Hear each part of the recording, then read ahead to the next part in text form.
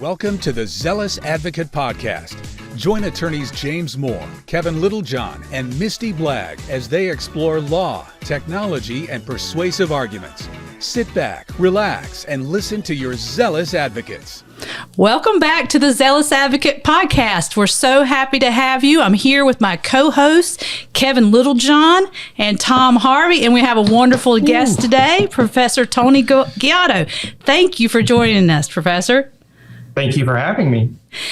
We were lucky enough to meet Professor Ghiotto while we were attending Campbell Law School, and I'm just fascinated with your background. You served a number of years with JAG, and then you went on to, you even served in Iraq, an Operation Enduring Freedom. Afghanistan, not Iraq. Oh, okay, Afghanistan. My apologies. And then you went on to become a law school professor. So tell us a little bit about that transition from military law and then teaching the other side of it. Sure. It's not a traditional change. I think there's more and more former military lawyers doing it. I think Campbell has hired two of them in the last couple of years.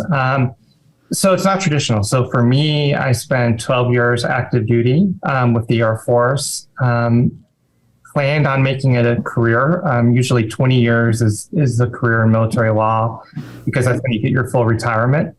But we were living in Italy and they moved us to Texas and we weren't super happy about it. So I started a job search. And it was one of those things where I applied to be a professor on a whim, not really expecting anything to come of it. There's a lot of different ways to get into legal academia, and I can kind of walk you through those. One of the primary ways, though, is you actually apply through a database. It's the American Association of Law Schools, AALS. You basically pay $500 and you submit your resume. It seems like a scam. Sounds a lot like applying to law school. Yeah, I probably told this story to y'all in class a long time ago, but my last study assignment, I was the head lawyer for the whole military installation.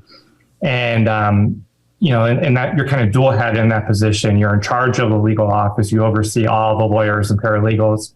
But you're also kind of the personal lawyer for the head commander on the base, which in the Air Force is the wing commander.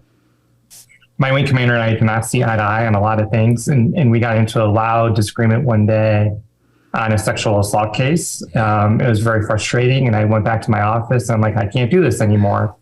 And I'm like, well, what would my dream life be? I'm like, I want to be a law professor, which is, I don't know where that cost me. I really Googled, how do you become a law professor? I got the AALS website and that day was the deadline to apply. So I paid $500. I submitted my resume and I heard nothing from anybody. And usually what happens is there'll be a big convention in Washington, D.C. All the law schools will be there. And basically it's called the meat market. And you will get lined up to do these interviews with a bunch of different law schools. Nobody contacted me. So I'm like, well, that was a waste of $500. And then one day I checked my Gmail account and I have an email from a professor named Mike Kent at Campbell Law. And he was like, I'm the chair of the hiring committee and we saw your resume and we'd like to interview you. And I'm just like, I had to Google where Campbell was. I'm like, that's fair enough. And I'm just like, well, Raleigh doesn't seem that bad. So I submitted a cover letter and didn't really think anything much of it. I talked to a couple law professors I had when I was at Emory. And most of them were like, don't get your hopes up. Usually, for every 10 interviews you have, you may get one offer. And I'm like, well, I got one interview. And they're like, well, don't count on that. And I got through the hiring process and then, I went to Campbell and spent 5 very eventful years there. Well, what does it feel like to go back home? And first of all, I got to ask, do you pronounce it Illinois or Illinois? This is a dumb Southern question. Illinois. Yeah. So for me, this is coming home. So I'm born and raised in the Chicago suburbs, went to the University of Illinois for undergrad. And then left the state to go to law school at Emory in Atlanta. So we have this thing here called double Illini. Oh, yeah. I am not a double Illini, and I'm reminded of it quite a bit. But I am a single Illini. And so last year, right about this time, I made the move from Campbell to join the faculty here at Illinois. And it's weird. I've been telling folks, and like it's a little bit trippy to go back to your alma mater 20 years later as a professor. And you every day when I drive to work, I walk past my freshman year dorm. And remember all your escapades. to all the kids, they don't know what it was really like to be here. Yeah, I remember having to make bathroom trips at the law school. So it's weird. It's weird. After a year of being here, I feel a little bit more settled in, but it does hit a little bit differently teaching at your alma mater. Absolutely. Now, Kevin has talked about how much, being on trial team helped prepare him for the practice of the law. And you are now serving in the role as director of advocacy at the Illinois Law School. So tell me how you go about, what's your mindset in developing young advocates? It's hard. Obviously you guys are all products of Campbell. I think you guys all saw firsthand, and especially Kevin, the merits of a good advocacy program. And it's something, obviously I think Campbell does really, really well at. So I directed the advocacy program at Campbell for a year. And really, to be fair, at that point, it was just such a successful program with good people and kind of an established culture that I just try not to screw things up too much. And I probably failed at that. So this position in Illinois was a little bit different. The University of Illinois is a wonderful law school. It's a different type of law school than Campbell. Every law school is a little bit different. They have different missions, different cultures, different students. Different focus, different priorities. So it's a different law school from Campbell. And it has a fairly rich tradition of trial team. There's been a lot of very successful trial advocates coming out of Illinois. But my impression is it hasn't necessarily been a priority, and there's not necessarily a culture of advocacy. And I was not the one who noticed that. I think other people noticed that. So well before I got here, the University of Illinois College of Law made a choice to get into advocacy and to prioritize advocacy. And thankfully, we have two alums, Kimball and Karen Anderson, who are double Illini, who are both incredibly successful attorneys in Chicago. And they made a $5 million donation to the law school about a year and a half ago to basically create the Anderson Center for Advocacy and Professionalism. So that's what I got hired into. So I'm the inaugural director of the Anderson Center for Advocacy and Professionalism. So our mission, and I'm dual-hatted. I'm also the director of trial advocacy. So it's a little bit different from Campbell in that, in some ways, I don't want to say we're starting from scratch, but we don't really have a clear advocacy culture, and we have different financial resources, and we also have geography that's different. And a little bit of a different mission. So especially in the last few years, Campbell has somewhat separated trial team from the trial advocacy curriculum and all that stuff, where we're all together as one. So for me, as I kind of approached this position, it was almost a clean slate, blank check, to do what I thought was important. And so some of it is taking what we did at Campbell really well, and that's individualized coaching.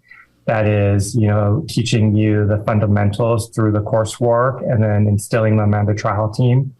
I think, I'm trying to incorporate a lot of lessons of professionalism, because that's our mission. We're the Center for Advocacy and Professionalism. But really, it is this idea that you take somebody, and I like to say that they have an interest in advocacy, right? It doesn't even have to be a skill set for advocacy.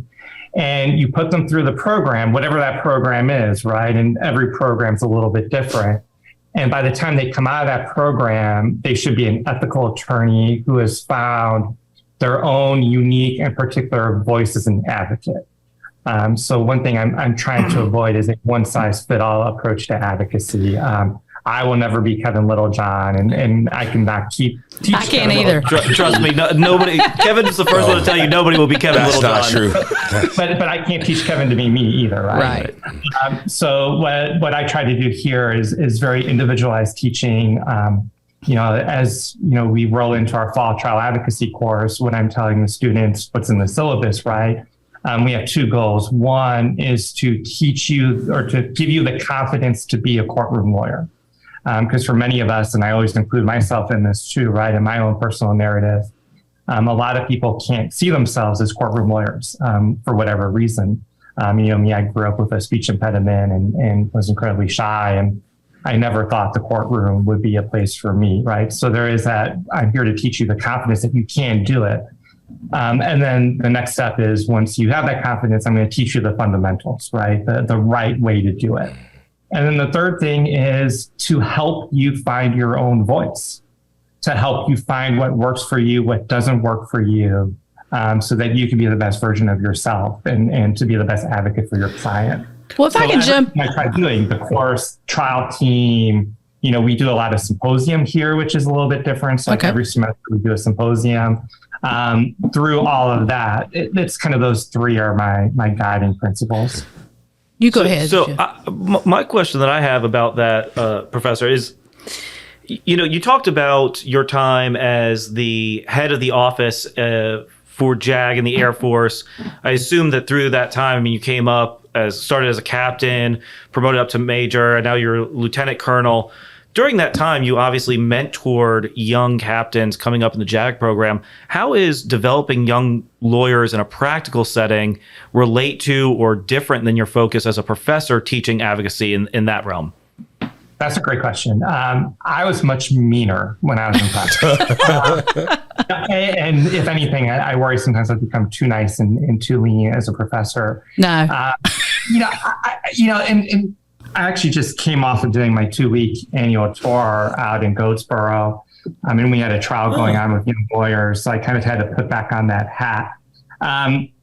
A big role of a senior JAG, whether he's a major or she's a major, lieutenant colonel, is to mentor young lawyers. I always say the first trial I ever did for real was a forcible sodomy case. 2 weeks out of JAG school. I had no idea what I was doing. And Emory has a good trial advocacy program. Like, I had done mock trials, but I walked into that courtroom and I'm like, I was clueless.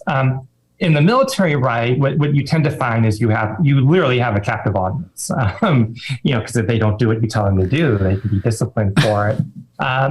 So I found that you can be a little bit more directive.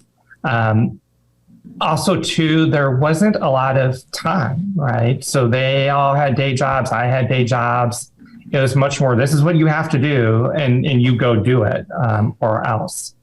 You didn't have a lot of time to sit in the courtroom all day and go over a direct, right? And it was hard to expect a young trial counsel to have something completely memorized. Right. I was a legal advisor for a discharge board a couple of weeks ago for the Air Force, and that's where basically it's an administrative proceeding, but it's in court, and you're thinking somebody should be kicked out. And I was kind of hard on the government counsel who gave the opening statement, because the opening statement wasn't memorized. And I'm like, well, I teach the opening statement should always be memorized. And he's like, well, I've got 900 other things to do. Right.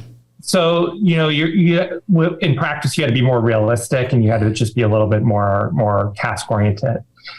In academia and with teaching, right, you don't have that captive audience, because they could just be like, no, like, I don't want to do this. You know what? In trial advocacy, it's not a required class here. It's an elective. Oh. Now, somehow I have 120 students registered for fall trial advocacy, which I take credit for or blame for. I don't know. But they could just drop the class, right? For trial team, they could just quit trial team. That's something that, I don't know if students pick up sometimes, but from a trial ad program, we need them just as much as they need us. If our top advocates don't compete, then we don't win. And if you don't win, you don't have a U.S. News and World Report ranking. And if you don't have a U.S. News and World Report ranking, you can't recruit and you can't fundraise off of that, right? So you need to find a way to do it where they feel like they're getting something out of it and they feel supported. Mm-hmm. I also think, not to be like the old guy in the room, but things are different. And, when I was a brand new prosecutor in 2006, I had a boss who would scream at me. He once threw a chair at me. I think I had one of those too. It was horrific, and I just took it, and I'm like, well, I'm going to get better, right? Because I don't want to get yelled at. Right. You can't. I don't think you can do that anymore. I think our society has progressed and has moved on, especially in the law school setting, and it's not necessarily the way I want to be either. And I've even seen it. It's hard to believe I'm going in my 7th year of legal teaching. In my first year at Campbell, it was the norm to kick students out of your classroom, right? It was the norm to berate students if they didn't read. And I don't think I necessarily participated in that, but I was awfully close sometimes. I would never do that now. I can think of one or two classmates you probably should have done it with, but that's we'll take that one off air. Well, I would handle things behind the scenes, right? Yeah. Which I think is the right way. Public humiliation is to me just not effective. Well, I just don't think you're getting out what you need to. I think teaching is much like coaching. You have to tap into what's going to be effective. And I know for women, I've seen this a lot of times. It's just not effective to break them down. Some men will respond to that. Kevin has acknowledged like he needs somebody to give him that tough love sometimes. But I just don't think it's very effective for women. Well, and I tell my students that too. It's just like, look, if I would do this at Campbell too, right? Because, especially too, sometimes for class, Professor Belitho and I, for example, taught the same classes. And I would often get the question, it's like, well, should I take you or Belitho? And I'm like, well, you're going to learn the material, whoever you take. Mm-hmm. But the approaches are going to be very different, right? And it wasn't saying one approach was better than the other approach. We're getting you to the same place. It's just we had very different teaching styles, and that doesn't mean one's better or not. And so here I've been coaching trial teams a lot more than I did at Campbell. And actually, I had one student, this was a female student, I said, can I get a different coach because you're too nice? Well, there you go.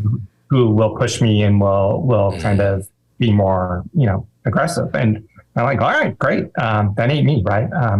So I do think that's the big difference is I just think you need to check your ego a little bit. And when people don't listen, it's not because of you, but you just need to get them on their path. And sometimes the way to get them on their path, you have to be more of a counselor and more of a support system than a boss. Well, Professor Ghiotto, I was one of those students like you that was very, I guess, shy. I don't know, got nervous over public speaking. And somewhere along the way, and I was older in law school, somewhere along the way, I was able to get over that. So what are some techniques that you teach and how do you help students sort of overcome that extreme nervousness they get in the courtroom? Yeah.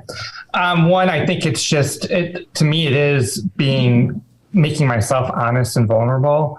I think something that I struggled with throughout my legal career is like, how much of yourself do you share, right? How much is you?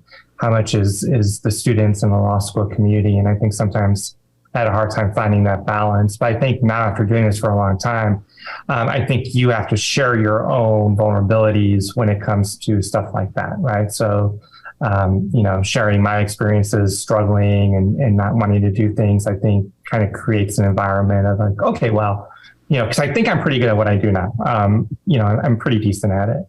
And so it's this idea that, okay, well, here's this guy up here giving a lecture to 100 people in complete control and doing a really good job of it. And here he's telling me that when he was in my seat, 20 years ago, the thought of being called on would make him, go out of the room and vomit, right? Yeah. And then I think from there, right, it's creating the environment where you can get them on their feet and they are allowed to fail and they are allowed to struggle. The one thing I will get mad about and the one thing I will kind of go off about now is other students who ridicule or mock students for trying. Yeah. Yes. That's what will get me mad. And in fact, that will, like here, not surprisingly, the way we teach trial ed isn't that different from Campbell, where we have the weekly lecture, then the instead of performance sections, we call them workshops.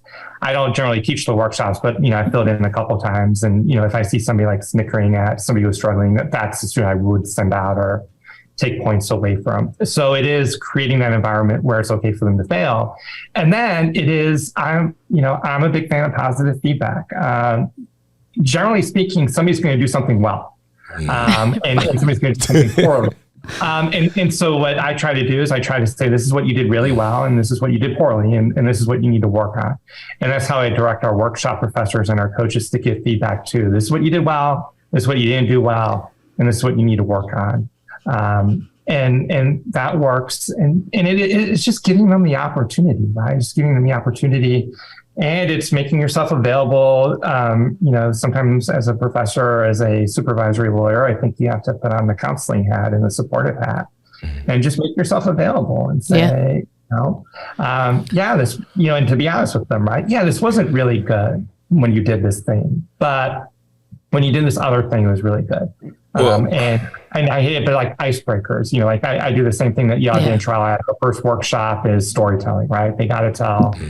I have to get the utility a shot off because you create that exercise, right? But they got to come in and they got to, tell a story of somebody else. And that helps start to create that environment. Well, you've been talking a lot about, you're a trial attorney, you're a courtroom attorney, you're now a lecturing professor, a lot of focus on oral advocacy, but you've talked a lot about, people who aren't comfortable getting up and arguing in front of a courtroom. Look, I always thought I was going to be a prosecutor. I was for a little bit of time. I always imagined myself as an oral advocate in a courtroom. I'm now doing a different kind of law where my primary mode of advocacy is written advocacy. What kind of focus do you put on the written advocacy in the program, and that as a JAG officer, how much written advocacy was done there? Well, JAGs did very, very little. In fact, it was one of the, if I have to critique at least my time in the JAG Corps, I don't think they developed us as writers enough. I say that, but I was never an appellate counsel. So the military services do have appellate government and appellate defense. Actually, my reserve capacity, I'm switching over to the appellate defense office in a couple months. So maybe I'll have more to say doing that. But when I was a young lawyer, right, we didn't really do robust motion practice. And generally, I think for a trial lawyer, right, a lot of, and especially with you all doing civil litigation, I'm assuming you guys do a lot of motions for summary judgment. Yeah. In response to summary judgment, right, which is advocacy, right? That's advocacy. It needs to be communicated in that way, right? I don't know if in the law school setting how well we do a good job of communicating that too is advocacy. And it's something that I try to emphasize. So here at the University of Illinois, and I don't have any say over the 1L curriculum or our 1L legal writing program, but for our 1Ls, their second semester of legal writing is actually called Introduction to Advocacy. So what they do throughout the course of the semester is they work on an appellate brief, and then at the end of the semester, they do oral argument on that one. But literally the title of the course is Introduction to Advocacy, right? Which starts creating that culture. I think something that I try to do once we get to the upper level advocacy courses is even in trial advocacy courses, I require them to write. And I know last year I got a lot of grumbles about it from our students because it was a culture shock for them. So in our, we do a lot of advanced trial advocacy here. So we do advanced as a course, right? After you take introductory trial ad, you can take advanced criminal trial ad or advanced civil trial ad. I teach the advanced criminal trial ad, and then we have adjuncts teach the advanced civil, but I oversee the curriculum for both of them and the syllabus for both of them. And a requirement is that for each of them, they have to write a motion and argue the motion. And that to me emphasizes, and I think we do a whole class on written advocacy. So it is developing those skills right away. And, what I've found is, a good motion is, if you could win on a motion and not even get to trial, that's more successful. One thing that I get to do here that's exciting is our moot court falls under me as well. So what we try to do is, right, we try to fully integrate the moot court experience as well into trial team. And I try to encourage cross-feeding between moot court and trial team. Again, I think what you're really doing in moot court is trying to develop those skills as written advocates. Also, too, when I choose trial competitions, I try to look for trial competitions that have a writing requirement. So, for example, I was working on it this morning. sending a team to a Stetson pretrial advocacy competition where they have to write a memorandum of law. And then basically the whole competition is that they have to argue and call witnesses in support of that memorandum of law. So it is keeping that focus that writing is advocacy. Oh, yes. And that's why it's one of the things I kind of fight about behind the scenes, both at Campbell and at here, is, the title shouldn't be director of trial advocacy. It should be the director of advocacy, because advocacy has a lot of different components. And it's one of those things where, when as the director of the Anderson Center for Advocacy and Professionalism, I'm able to kind of construe that broadly and incorporate more writing because I'm able to fall back on it and say, well, that's advocacy, right? So some of it's just communication. Yeah, absolutely. Well, let's shift a little bit into some, current events here. Big news this week was the Hunter Biden plea deal. And I would be interested, Kevin, I'd be interested in to know, you explain here sort of the sticking points of the plea. Tom, you can jump in here. I asked this question off the air because I genuinely thought I saw an article that said this, but I thought it was something as simple as it required him to get a full-time job or something really simple like that. And maybe I was just reading too fast, or maybe I was surfing on Instagram. But I thought it was just CNN that reported this, that it was like he's got to get a full-time job or something like that. That would be new for him. I will say I was thinking I have not been following the Hunter Biden story that closely, but I'll comment on it nonetheless. But one of the things I will say, usually when people start off with, as a former prosecutor, as a former federal prosecutor, that something cringe is going to follow. Going to follow that. But as a former federal prosecutor, my understanding was, and I don't know if it's that he had to get a job, but that basically, I don't remember seeing that anywhere. I'm pretty sure. I'm looking it up now. I do think it was, for that type of plea with that type of punishment. I think there was a number of options that a supervisory court could impose upon him. Okay. And it was, and again, I am not an expert on this at all. It was my understanding is that he did not want those restrictions. So to me, the whole thing is ridiculous. Well, just tell us this. What's the judge's role when you go before the judge and you have a plea deal? What's the judge's role there? I mean, look, the judge plays an incredibly important role in pleas, right? And there's a lot of legal scholarship now looking at plea bargaining. In fact, there's a professor at UNC, Hessick, who just wrote a book on plea bargaining, and it's really good. So I recommend Hessick's book on plea bargaining.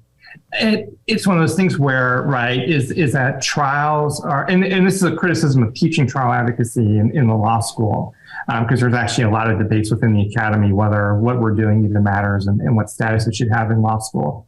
And one of the arguments against teaching trial advocacy or focusing on trial advocacy or spending $5 million on it is that cases don't go to trial anymore. Right. And I think there's an ABA study out there that 98% of cases don't go to trial. Because most of them either, in the civil proceeding, they get dismissed by summary judgment, or if they do go to trial, there's a settlement. And obviously in the criminal setting, the overwhelming majority of cases result in guilty pleas. So, guilty pleas are incredibly important. Settlements are incredibly important, and it's something we don't talk a lot about. So whether you're talking about settlement or guilty plea, right, a lot of times it's the role of the trial court judge to accept the plea. And I think what you see happening on a day-to-day basis, right, if you guys went into the, I forget what county Wilmington is in, right? If you go down to the county courthouse and watch a criminal docket, and Tom, you could probably speak to this from your time as a prosecutor, you're just watching guilty pleas all day and that judge isn't really doing too much. What you see more at the federal court level is that the role of the judge is to make sure that the guilty plea is provident, right? Is that the defendant or the accused knows exactly what he or she is pleading guilty to, that there's a reason why they're pleading guilty to, and that there's a meeting of the minds on the terms. And not only is there a meeting of the minds on the terms, but that the terms are appropriate based on what the person's pleading guilty for. And the appropriateness could either be by what's required by law or just something crazy, right? So I think what you saw happening in this case, and again, without me being an expert on it, was I think it was on its face a little bit of a weird plea, right? With weird terms. And I think it was going before the judge. And I think there's a real fear on the Biden part that the judge had some options here and that maybe Biden wasn't going to get the exact deal that he wanted as a result of the guilty plea. And therefore he pulled out of it. So, I tend to, like I said, I think the whole thing is silly. So when I look at more at the macro level, right, and would, a 19-year-old who got picked up, shuffling guns between Northwest Indiana and Chicago have the same rights and the same options here? He's probably going to be no, right? Yeah. It's going to be no. That's absolutely right. What you have here is somebody coming from a huge place of wealth and privilege. I think ultimately wanting the exact terms, right, with very low consequences. And really minimizing the collateral consequences. And I think he was afraid that he wasn't going to get from the judge, and so he bailed out from it. So I think on this one, I don't think it was a bad faith action on part of the government, but I think it was fear of the judge because, right, on the surface, right, it seemed like a kind of a sweetheart deal. Yeah. Go ahead, Tom. Well, I'm in a point now where I've got two different questions that go in totally different directions based on some stuff that Tony just said. I guess I'll start with one that kind of reflects on two things you've talked about. One, just now, the role of the judge, the power of the federal government in forcing these plea deals or offering these plea deals. I shouldn't say forcing. Earlier, you talked about being, a military JAG and having a captive audience. And I think that really goes to where I want to talk about. As you know, I interned with the Air Force JAG, in no small part thanks to you. But one of the things I noticed there in military trials is you have a commissioned officer conducting an examination or cross-examination, a trial presided over by a commissioned officer, and a lot of times you have NCOs and enlisted individuals either on trial or testifying, and you see some default to deference to rank. How does that come into play in making sure that the accused rights are preserved, but also dealing with the military culture of, yes, sir, no, sir, to a superior officer? Well, I just want to chime in really quick, Professor Ghiotto, because I always get picked on for having the longest question. And that by far was a record-breaking long question that I hope we will clip and save. Because I'm not sure it could have gotten That might have been a minute and a half. I was listening to that question like Tom Dindler from No, that's a really good question, Tom. And it's one that I thought a lot about. And in fact, there's a lot of literature right now on the fairness of the military justice system because it's actually going through a kind of a huge sea change right now. Rank is problematic. I mean, I even remember, I would, especially at the end of my time, I would try a case every now and then. And your experience is on display, right? I walked, I think I tried a case as a lieutenant colonel. So, I walk into the courtroom and you're wearing your service dress and I'm wearing lieutenant colonel rank. I deployed, which not a lot of JAGs have deployed. So, in the Air Force, when you deploy, you get a lot of ribbons. So I had a lot of ribbons. I worked in the Pentagon, so I had a special Pentagon badge that goes on your uniform. And I'm going against a brand new captain who had been in the JAG Corps for maybe 8 months. He has like 2 ribbons. And, you get up there in closing argument and you don't want to say, I have more credibility than the other person, but you lean into that, right? You make comments about, I've been doing this for a long time. And you do worry tips the scales and you do worry, especially with a military judge being higher ranked too. So when you have a defendant or an accused who's an enlisted member, which are overwhelmingly the number of people who are court-martialed are enlisted, you do have that balance. So one way to mitigate it is that they can ask for enlisted jury members. Okay. Even when you ask for enlisted jury members, it's still like 1/3 of the members will be enlisted. The rest will be officers, and the enlisted members have to outrank you, which is problematic, right? Because what you would do as a government, if you had like a young airman, right? He's a 20-year-old airman first class. And let's say the allegation is he goes out and does a bunch of cocaine and drives into a building, right? what you want to do is you want to get like the most senior enlisted people you can. You want chief master sergeants, right? People who have been in for 30 years and are at literally the top of their profession, who have done it for 30 years and never had a youthful mistake, right? So it is it's incredibly imbalanced. Now, I wrote a law review article on this back in the day. There are other things in the military justice system that are designed to mitigate that, right? And that's like open discovery, free defense counsel, kind of robust appellate review, the liberal grant mandate on jury selection, right? Where basically if the defense can articulate any reason to strike a member, they can. There are these other mechanisms to put them in place, but it's a real problem. It's a real problem. And you don't have unanimous juries either. So you can be convicted on 2/3 of a jury vote, which is very tenuous constitutionally. So yeah, the military justice system in a lot of ways is very fair. Sometimes from a government point of view, maybe too fair. But if you tell a young enlisted member who is in a room with all higher ranking officers, with a jury of higher ranking officers, that's fair, it may be more difficult. And in fact, there's a study a couple of years ago. I don't have the exact numbers. I don't want to misstate them.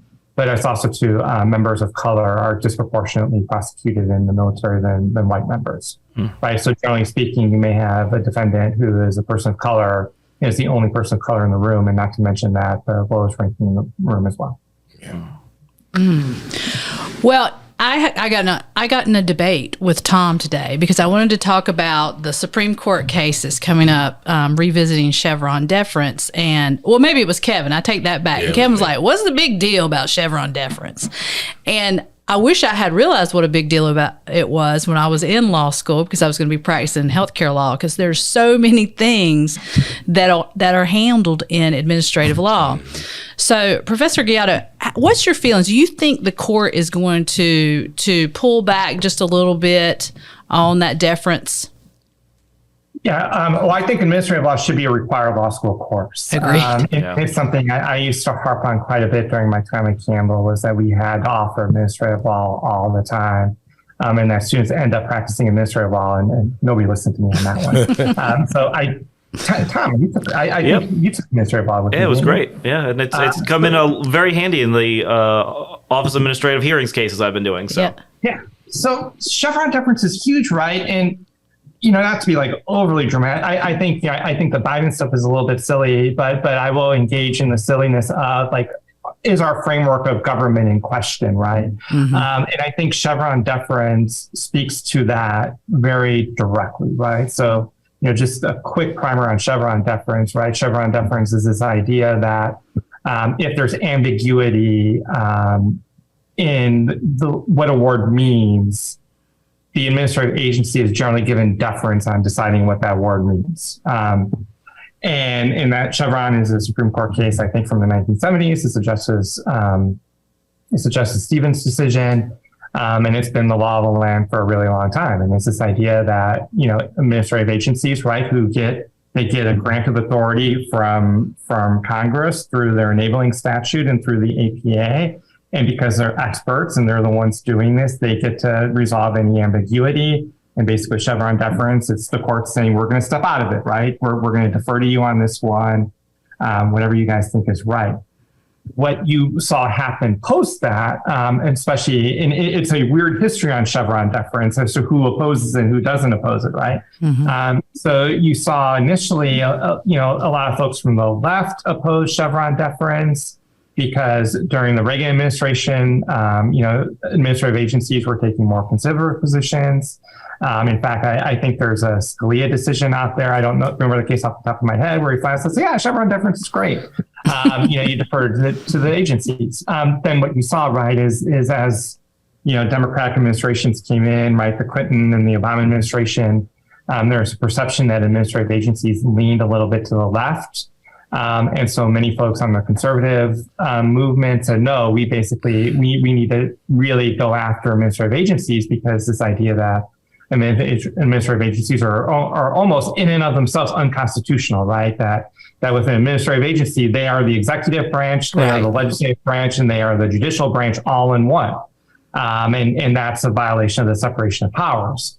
And so what a lot of folks on the right in the conservative legal movement started saying was, well, Chevron's the problem, right? Because what Chevron does is it keeps courts from being able to really get into what administrative agencies are doing, which makes them really positive, which makes them really powerful. And so, Justice Gorsuch has been a long time outspoken critic of Chevron. Justice Kavanaugh has been an outspoken critic of Chevron. The Federalist Society has really targeted Chevron. And so you haven't seen Chevron overturned, but what you've seen is the rise of the major questions doctrine. And that came out of some Obamacare decisions with the Roberts Court, where Roberts started talking about, well, we're not going to get rid of Chevron deference, but if the ambiguity relates to this major question on the future of our country, we're not going to give Chevron deference to the ambiguity. And that was criticized a lot at the time as saying, well, what's the major question? And it's the Supreme Court basically picking and choosing what the major question is. But it kind of lay dormant for a year. And then in this last term, you saw the application of the major question doctrine. Now, the administrative law professors and nerds are like geeking out over, I think, Amy Coney Barrett had a decision that did like a textualist reading of the major questions doctrine. I think Gorsuch and Kavanaugh are a little bit more broadly construing it. But whatever approach you get to the major questions doctrine, it's really becoming a tool to get around Chevron, where they can just be like, well, it's a major question. We don't need to get deference. And then we can go weigh in and kind of impose our judicial opinion on the agency. So, to a lot of folks, right, if you get rid of Chevron, if you liberally construe the major question doctrine, it really gives the judiciary a role in striking down what administrative agencies are doing. And as administrative agencies are really becoming the primary tool for the executive branch to act, I think you saw this a lot with both President Obama and President Biden, right? When you have an opposition Congress that keeps you from getting landmark legislation through, what do you do as the president? You turn to an executive order and administrative action. And I think that's how the student loan forgiveness came through, right? Is that Biden could not get it through Congress. So he does it through the Department of Education, hoping for Chevron deference. Then the court's able to come in and be like, nope. So, that's to some folks who really like the separation of powers, that's how it's supposed to work. To some folks who feel that the president should be able to act through administrative agencies, it's a bad thing. For those of us who believe in the unitary executive, we think maybe we should get some deference. Right. Well, or do we believe in the unitary executive when it's an executive that we like? So it's difficult. It's difficult, and academics are in strong disagreement on it. I think practitioners are, and I think if it was what I think is going to happen with this iteration of the court, I think you'll probably see Chevron overruled. If not overruled, I think you're going to see the major questions doctrine just completely eat it up. There is a blog post by Josh Blackman, who's a very conservative professor in South Texas, and he wrote like a scathing critique of Kavanaugh and Amy Coney Barrett for not being conservative enough, and saying that they lack the will. And one of the things that he talked about was that they need to basically expressly overrule Chevron. And so I think the idea is that, a conservative court needs another vote to do that. Interesting. I know in healthcare, it's been really tough dealing with administrative agencies. Healthcare is so incredibly regulated. So even when you feel like, I know I've represented healthcare providers, a survey you say of your facility was unfair, just to get it, through the administrative courts and feel like you get a fair shake in the action has been difficult, almost to the point when you take it to the federal ALJ, they say, we have to tell our clients, look, it's probably not going to go in your favor until we can get to that next level outside of the agency. So I personally would like to see them never tell my client roll that back. Never tell your client always that, ready Kevin. to win. It's like, what are you using it for, right? That's why, people of different groups have been opposed to Chevron at different times. There's a crazy law professor at Harvard, Adrian Vermeule, who is by trade an administrative law scholar, and very well respected, literally a Harvard law professor and an expert in it. And probably about like 5 to 10 years ago, he had a conversion to Catholicism and became what's called an integralist.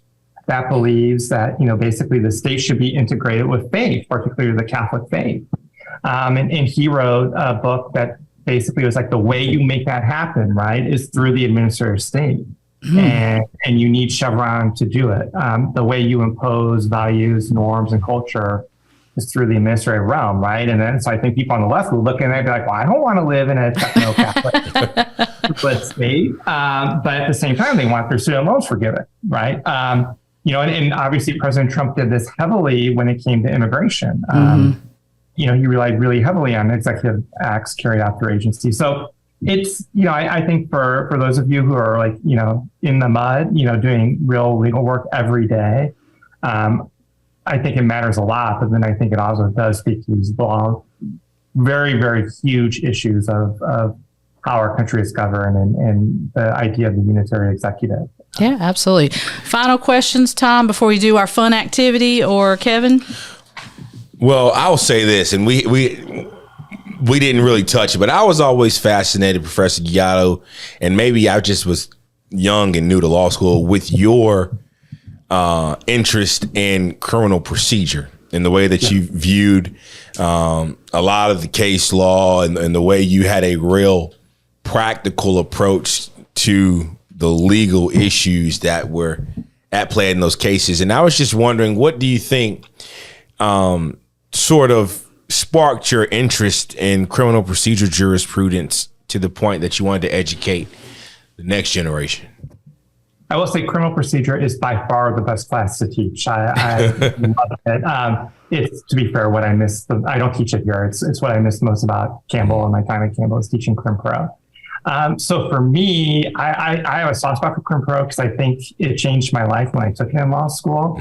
I went to law school with no interest in criminal law whatsoever.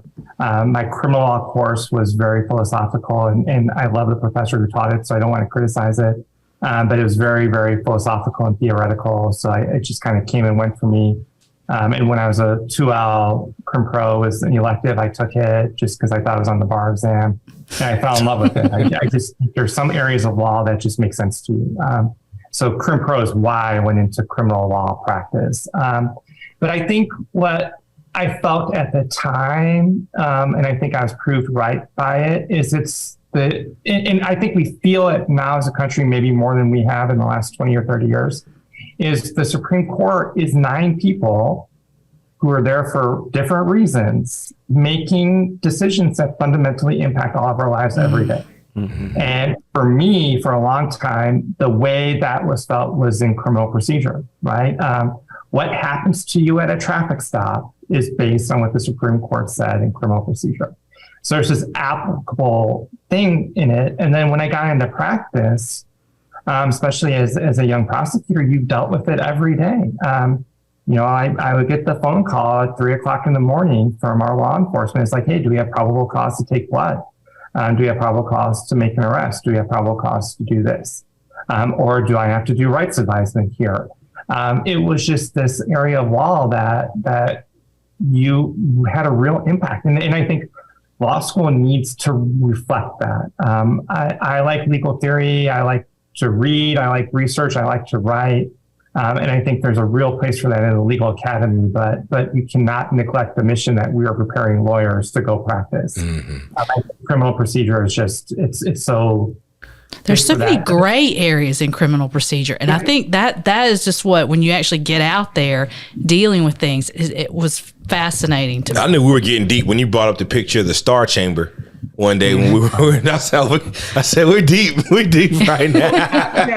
I would go down those roads too. But I also think for me, like, as the older I got, right, and the more mature I became, I don't want to say I had crisis of faith as a prosecutor, but there were times where I'm just like, hey, what are we doing? Like, and I think when you kind of get to the point too, where you're like, oh, wait a minute here.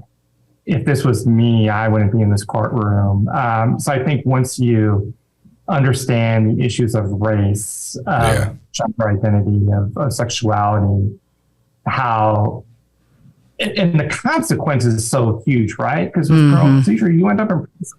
Maybe not in prison, right? But, you could be brought into the jailhouse for like 3 days before you're released, and then you've lost your job. That to me is really, once you are like, wait a minute, not only is this interesting, not only is this kind of personality driven, but like it's really kind of screwed up. It's really, really kind of screwed up that you have a system of rules that really disenfranchise a lot of people. And then it creates, and I don't know how much of that I was doing when you guys were taking Crim Pro, but by the end, it's this idea that the system of the Fourth Amendment, right, incentivizes adverse police actions with a lot of different folks. And when you layer that on top, it's going to break. The system's going to break. And then you get police violence, right? And then you get everything that comes with it. And so everybody's operating under the rules of the game, though, that the Supreme Court gives them. So I don't know. I love Crim Pro. I miss teaching it all the time. I talked to my former Crim Pro colleagues at Campbell who are also not teaching Crim Pro anymore, and we are all on Crim Pro withdrawal. Well, I tell you, there's no secret why we won Professor of the Year. It's because of the subject matter. Yeah, absolutely. Well, I tell you what, if you've ever been to a sentencing, I had an opportunity when I was interning for the Medicaid Fraud Investigation Division to go see a federal sentencing. And this man was being sentenced to 20 years in prison. And it's such a heavy atmosphere in the courtroom. You're talking about a man, maybe he deserves it, but he's going to go away for 20 years, away from his family. And he's sitting there just asking the judge to let him have an opportunity to go see his daughter get married. And it was really heavy. Yeah. It's real life. And going back, I think the first question, like how I approach trial advocacy is it's syncing that to the real life. Like we do trial team, we do the course for real life, right? Like winning is great. I want to win all the time. We won a competition in the fall. It was good for me career-wise. Like everything was great, but like at the end of the day, we do it for real life. Because I mean, I don't think they do it anymore, but back in the day, like when we sentenced when like somebody was sentenced, like security forces would come and put them in chains, like around their ankles and around their back, and they would walk them out of that courtroom. And my first case, the guy got like 20 years, and like you're so amped up for that, right? And like it's like this is great, but then you're sitting there and you see a human being carried out in chains, their family members sobbing uncontrollably, and you're like, this stuff's real. Yeah, it was real. Heavy, for sure. Okay, well, a not heavy topic. It is very heavy. Right here, we've got Barbie and Oppenheimer. Is a heavy topic. Having seen Oppenheimer, it's quite heavy. So I had to Barbie out for the day. So I'm going to give some facts, and you have to tell me if it's Barbie or Oppenheimer. Is this about like... Yeah, I've not seen Oppenheimer. So. Yeah. Are these like facts on the box office reviews or facts on the actual movies? All of it. Okay. Just, yeah. Kevin has to overthink it. Let me talk about the rules. No. All right. Here we go. The film was shot in 57 days. Barbie. Oppenheimer. No chance. What say you, Tom Harvey? I'm going with Barbie. Oppenheimer. Oh, my God. A 3-hour film. That's what it made a big deal. That seems pretty short for a 3-hour film. Is that long for filming? No, it's short. It's very short. Yeah. Okay. The runtime is 113 minutes and 54 seconds. Barbie, you just told us. You said it's 3 hours. You just said that. Oh, well, I screwed that one up. How smart am I? Shut up, Kevin. Okay. The main character's birthday is March 9th, 1959. Oh, Oppenheimer. That's Barbie. Barbie, Margaret Robbie? She is not that old. No, the character of Barbie. Barbie that's just out in the movie theater? Barbie was born.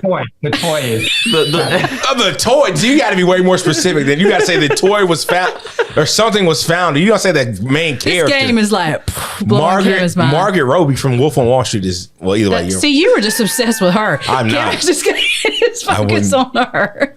These questions are so vague. We need Chevron down. All right. Some scenes appear in black and white and some scenes are in color. Oppenheimer. Okay, so somebody needs to tell me the significance, bonus points of that. Oh, your guy. Color is Oppenheimer's perspective. Yeah. Not exactly. So the film is both objective and subjective like the law. Right? The color scenes are subjective and the black and white scenes are objective. Yeah. I thought that was really cool. The color scenes are subjective and the black and white scenes are objective. Yeah. I see where they're going there with the artistic expression. I don't know Yeah. Black and I white. thought it was really neat. It's art. It's all subjective. Because we deal with subjective and objective every day. And in law school, I'm not going to lie to you, that was one of the hardest things for me to figure out. Nobody understood in law school. Having graded exams for that long, nobody ever understood how to do objective and subjective. I know. I think it was 3L when I finally got it. I was like, oh. I don't know if I got it yet. All right. You probably haven't. I'm just sitting there just speaking subjectively, Judge. All right. Grossed over $116 million during its first weekend. Barbie. I always make a kids movie. It will win every time because us adults need somewhere to take our kids. I thought it was like R or PG-13 or R. It is. Barbie's a kid's It's not R. Yeah, I heard it was not a kid's movie. Well, I mean, it's not G, but I don't think it's R. It's PG-13. It's PG-13 at least. Okay, well, okay. I'm not then, taking my kids to Barbie. see it. I'll tell you that much. My kids didn't want to go. Well, Professor Ghiotto, thank you so much for joining us here today on the Zealous Advocate Podcast. Everyone, we enjoy your viewership. Continue to follow us on Spotify and wherever you find your podcast. We'll see you next time. Thanks for tuning in to the Zealous Advocate Podcast. Make sure to subscribe to follow us wherever you get your podcasts.